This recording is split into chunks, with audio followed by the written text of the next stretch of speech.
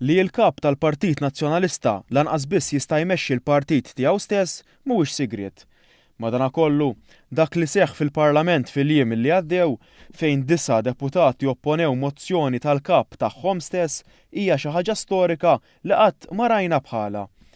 Dan kien il-messaġġ prinċipali f'konferenza stampa tal-Partit Laburista indirizzata mid-Deputat Prim Ministru Chris Fearn u mid-Deputat Glenn Bedingfield.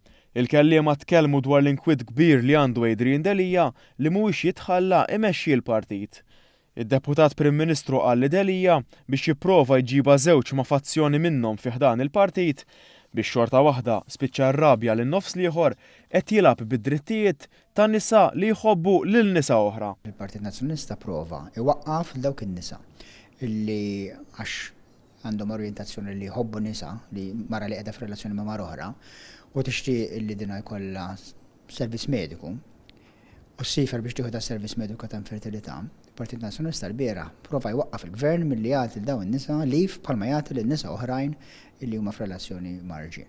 Intant, id-Deputat Laburista Glenn Bedingfield qal li Delija diġà mar lura mill-weda tiegħu li jagħti vot ħieles f'sitwazzjonijiet bħal dawn. Ara kemm jgħidu li hawn kriżijiet, kriżi l-hemm, kriżi tal-rule of law, l-uniku kriżi li hawn f'Malta hija kriżi fil-Partit Nazzjonalista u fl-Oppożizzjoni.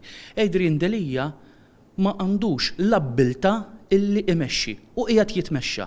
Id-deputati Laburisti saħħu li għal-ġid tal-pajjiż u tad-demokrazija hemm bżonn ta' oppożizzjoni verament soda u b'saħħitha.